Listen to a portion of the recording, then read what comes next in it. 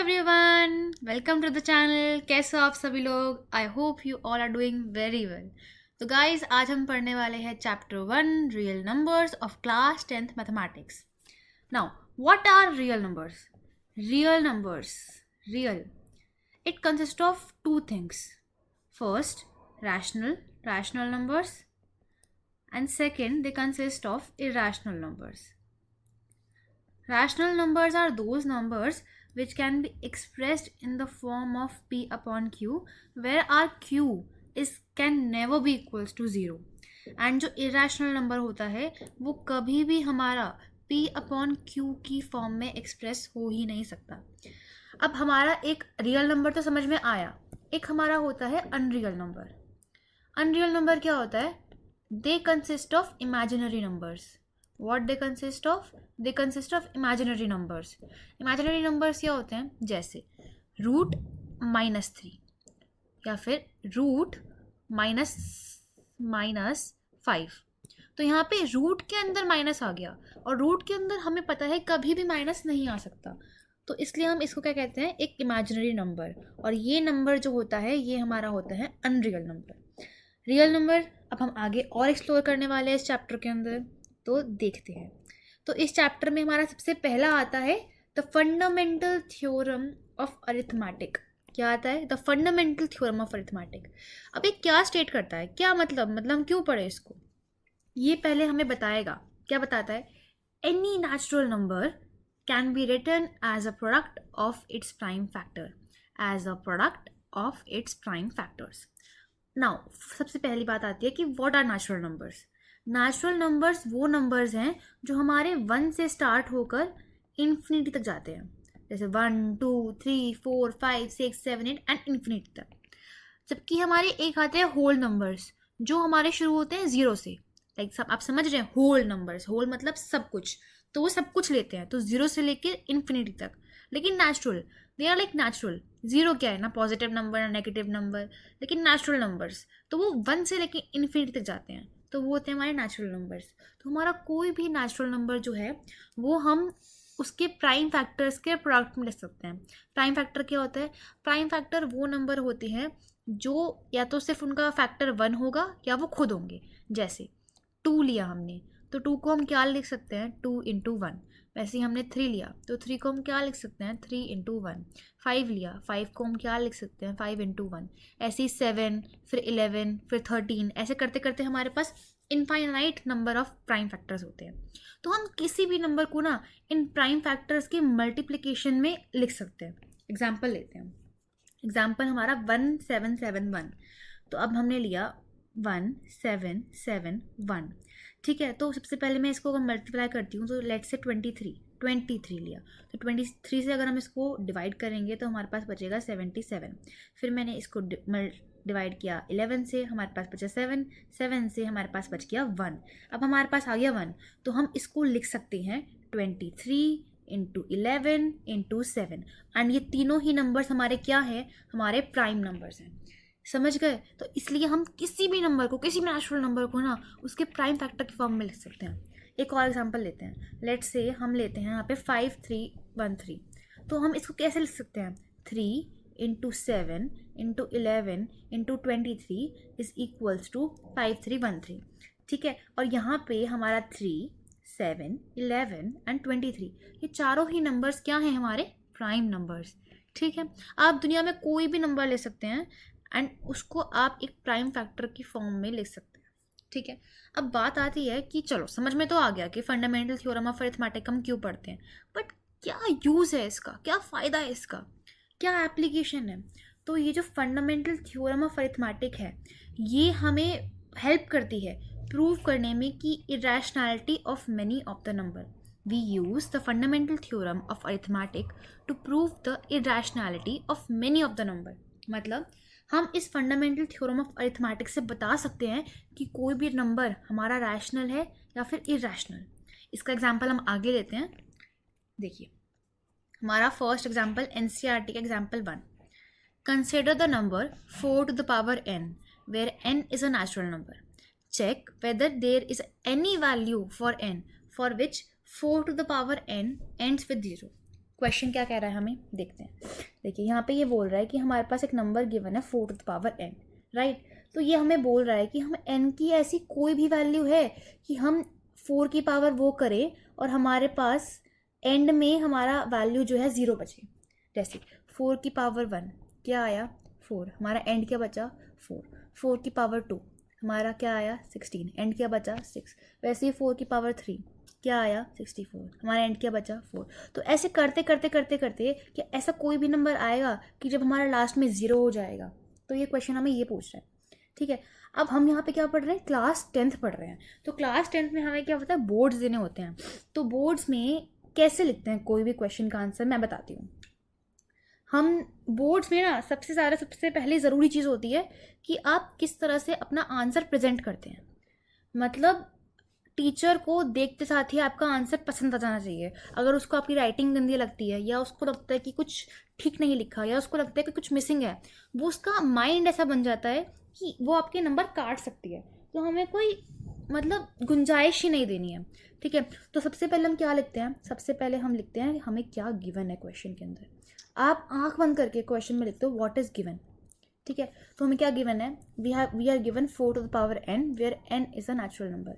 So we are given with 4 to the power n where n is a natural number, where n is a natural number, ठीक है। फिर हम लिखते हैं to proof, फिर हम लिखते हैं टू प्रूफ। इसमें हमें क्या प्रूफ करना है, whether it ends with digit 0 और not.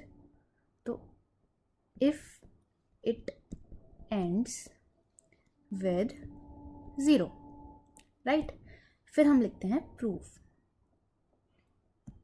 We will say we can write 4 equals to 2 to the power 2, right? 2 into 2 4, so 2 to the power 2. Now 4 to the power n is equals to 2 to the power 2 to the power n. Then we will write a to the power b to the power c को हम क्या लिख सकते हैं, a to the power bc, हमें पता है। So we can write 4 to the power n equals to 2 to the power 2n. हमने पहले पढ़ा था कि हम किसी भी नंबर को उसके प्राइम फैक्टर की फॉर्म में क्या कर सकते हैं, एक्सप्रेस कर सकते हैं। तो अगर सपोज लेट से हमने कोई भी नंबर लेते हैं जो 0 से एंड करता है, लेट से हम पहले 10 लेते हैं, सबसे पहला नंबर जो 0 से एंड कर रहे हैं, तो इसका प्राइम फैक्टर क्या बनेगा 2 into 5, ठीक है। अब हम एक और नंबर लेते हैं लेट से 20, तो इसका क्या बनेगा 2 की पावर 2 into 5, ठीक है। वैसे ही हम लेते हैं 30, क्या बनेगा 3 into 5 into 2, राइट। फिर हम लेते हैं लेट से 40, तो 2 to the power 3 into 5, है ना, सो ऑन। अब यहाँ पे हमें क्या कॉमन दिख रहा है, इन सब में हमारे पास क्या कॉमन है, 2 5 5 2 5 2 5 2, राइट। तो कोई भी नंबर अगर 0 से हमारा एंड हो रहा है तो उसका प्राइम फैक्टर 2 और 5 ये दोनों होना नेसेसरी है।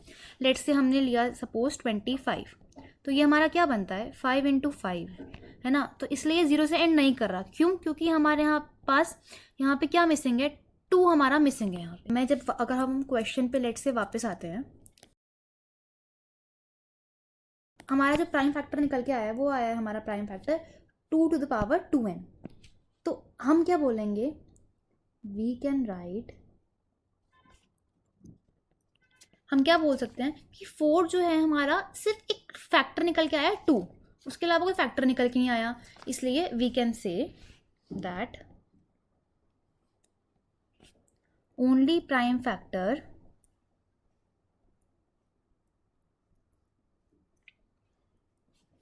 of 4 to the power n is 2, right?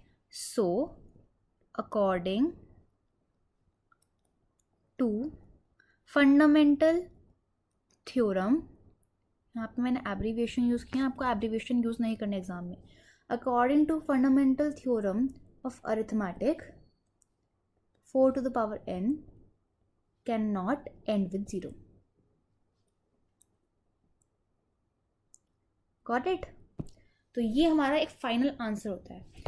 First of all हम क्या लिखते हैं, सबसे पहले हम लिखते हैं what is given to us, then we write what we need to prove and then we start our answer like writing the proof. तो इस पे टीचर को एक बहुत अच्छा इंप्रेशन मिलता है. It's a very good way of presentation. Okay, तो ये हमारा क्वेश्चन 1 हुआ. एक और क्वेश्चन देखते हैं. यहाँ ये बोल रहा है हमें फाइंड द HCF. एक और टिप देती हूँ. फर्स्ट टिप हमारी ये हो गई कैसे प्रेजेंट करते हैं. सेकेंड टिप, जब भी आप बोर्ड्स में जाओ ना तो अपने क्वेश्चन में क्या गिवन है, क्या फाइंड करना है, जो भी इंपॉर्टेंट डिटेल्स होती हैं उनको अंडरलाइन कर लेना चाहिए. ये एक बहुत अच्छी हैबिट है क्वेश्चन के अंदर. Find the HCF of 96 and 404 by the prime factorization method and hence find their LCM. तो फर्स्ट ऑफ ऑल हमें क्या दो नंबर दे रखे हैं 96 404 एंड हमें उनका HCF और LCM फाइंड करना है. ठीक है, तो सबसे पहले HCF फाइंड करते हैं. HCF क्या होता है मैं आपको बताती हूँ पहले. HCF क्या होता है. HCF, लेट्स से हमारे पास एक नंबर है, उसको हम लिख सकते हैं B इंटू C. फिर हमारे पास एक नंबर है D, हम इसको लिख सकते हैं B into C into E. ठीक है, तो इसका हमारे पास HCF क्या होगा, B और C, ये दोनों हमारे इनका मल्टीप्लिकेशन. क्यों B C, क्योंकि ये दोनों हमारे हाईएस्ट कॉमन फैक्टर हैं इन दोनों में. तो हमारा HCF of A comma B is equals to A into B. ठीक है, लेकिन अगर हम यहाँ पे बात करते LCM की तो हमारा यहाँ पे LCM हो जाता B, यहाँ पे B एंड C आएगा.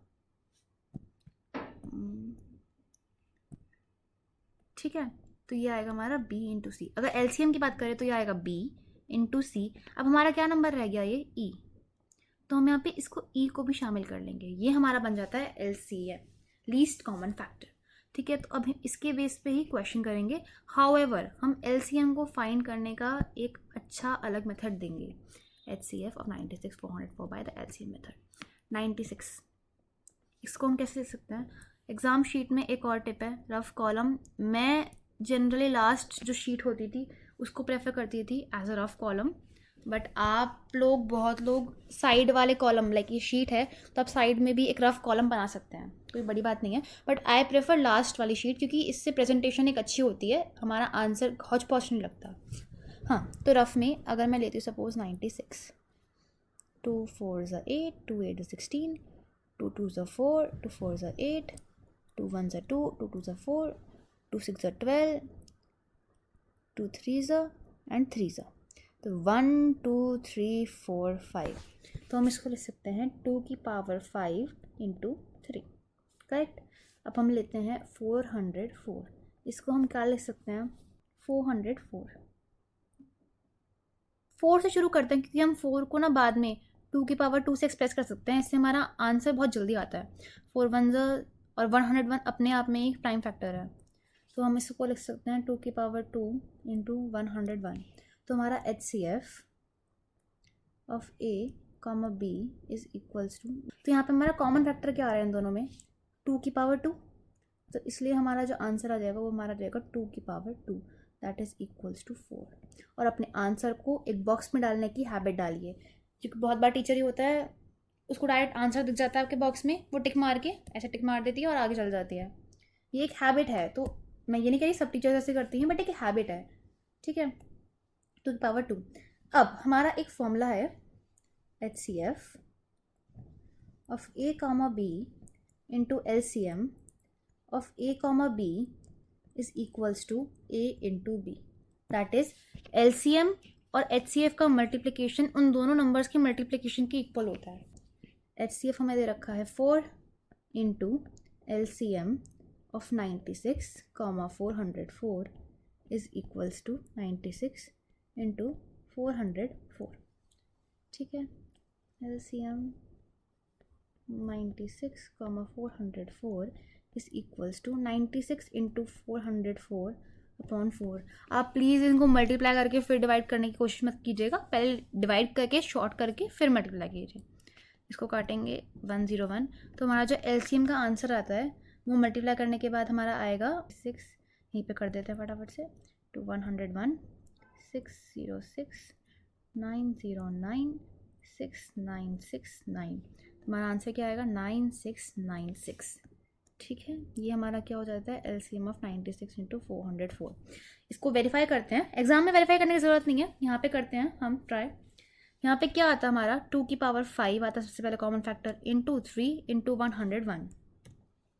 तो अगर हम सबको मल्टीप्लाई करेंगे तो हमारा आंसर जो है वो 9696 ही आएगा। तो हमारा फर्स्ट टॉपिक इस चैप्टर का ख़त्म होता है यहाँ पे।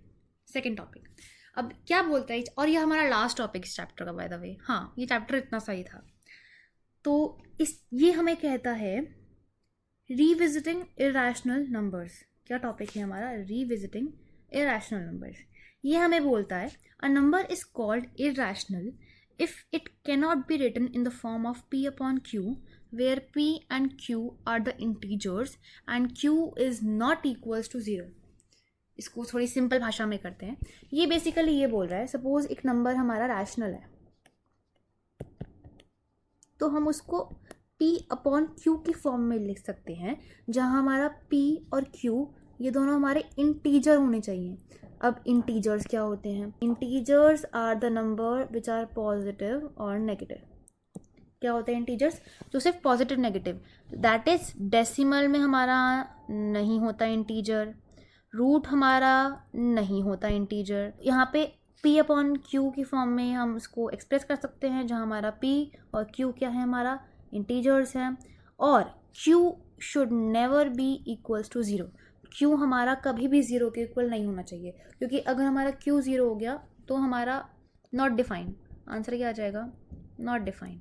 तो ये तो पॉसिबल ही नहीं है केस, इसलिए हमारा जब भी हम रैशनल नंबर बोलते हैं तो हम उसको p अपॉन q की फॉर्म में एक्सप्रेस कर सकते हैं, जहाँ हमारे p q इंटीजर होने चाहिए और q is not equals to 0 बस। अब इसका उल्टा देखते हैं, अगर हम इसको उल्टा करेंगे तो क्या होगा कि अगर सपोज लेट्स से कोई नंबर इरेशनल है तो हम उसको p अपॉन q की फॉर्म में एक्सप्रेस नहीं कर पाएंगे। सिंपल, उसको हम p अपॉन q के फॉर्म में एक्सप्रेस नहीं कर सकते। इस पर क्वेश्चन लेते हैं, NCERT का example number 5, prove root 3 is irrational. What do we need to prove root 3 is irrational. तो मैंने आपको बता रखा है, सबसे पहले हम क्या लिखते हैं, given. However we are not given anything, so हम गिवन को यहाँ पे क्या कर सकते हैं, we can just skip the given. Correct, यहाँ पे हमें लेकिन टू प्रूफ दे रखा है, तो we will write to prove root 3 is irrational. Got it. अब फिर क्या लिखते हैं हम अपना प्रूफ। ये चीज़ आपको प्रैक्टिस से बहुत अच्छे से आ रहेगी, way of presentation, way of doing the question. हम कैसे किसी क्वेश्चन में फंस गए तो उस क्वेश्चन को कर सकते हैं। Let's assume root 3 is rational, root 3 is rational number. हमने मान लिया कि let's say root 3 is rational, ठीक है। तो हम रूट 3 को कैसे एक्सप्रेस कर सकते हैं, p अपॉन q की फॉर्म में। पीछे पढ़ के आए हैं हम, तो रूट 3 को p अपॉन q की फॉर्म में किया, q into root 3 is equals to p। Got it. Now squaring both the sides, what do we get, we get 3q square is equals to p square. Correct. तो हम क्या बोल सकते हैं, we can say that p is a factor of 3। हम बोल सकते हैं ना, क्योंकि हम किसी भी नंबर को उसके प्राइम फैक्टर में एक्सप्रेस कर सकते हैं। करेक्ट, अभी पीछे पढ़ के आए हैं। करेक्ट, तो हम ये बोल सकते हैं p इक्वल्स टू 3 है, ठीक है। नाउ ये हमारी हो गई equation 1। Put equation 1 in equation 2। This is our equation 2. So we get 3q square is equals to 9a square। ये हमारा गया 3, तो हमारा आया q square equals to 3a square। Hence q is also a factor of 3, क्योंकि q जो है वो भी हमारा 3 से मल्टीप्लाई हो पा रहा है, तो q भी हमारा फैक्टर हुआ 3 का। So we can conclude, हम क्या कंक्लूड कर सकते हैं कि हमारा एक और कंडीशन थी कि a और b का सेम फैक्टर नहीं होना चाहिए। एग्जाम्पल लेते हैं 3, तो हमने क्या लिखा था 3 को, 3/1, करेक्ट। तो अब हमारा 1 और 3 का कोई भी कॉमन फैक्टर है नहीं है। अब हमने पीछे क्या लिया था 6/2, इसको अगर सिंप्लीफाई करोगे तो वही आ जाएगा 3/1। तो 3 और 1 इन दोनों का कोई कॉमन फैक्टर है साथ में, है ही नहीं। लेकिन अब हम यहाँ पे बोल रहे हैं, यहाँ पे हम क्या बोल रहे हैं, P/Q की फॉर्म में हमने इसको एक्सप्रेस किया। तो यहाँ P का भी 3 फैक्टर है, Q का भी 3 फैक्टर है, करेक्ट। लेकिन ऐसा तो हो नहीं सकता। So we can conclude that P, this is तरफ, and Q both have same factor, therefore √3 is an irrational number. √3 is an irrational number. Got it? तो हमने यहाँ क्या प्रूव किया, √3 को rational number. Thank you so much, good bye everyone, keep, thank you everyone, goodbye everyone, and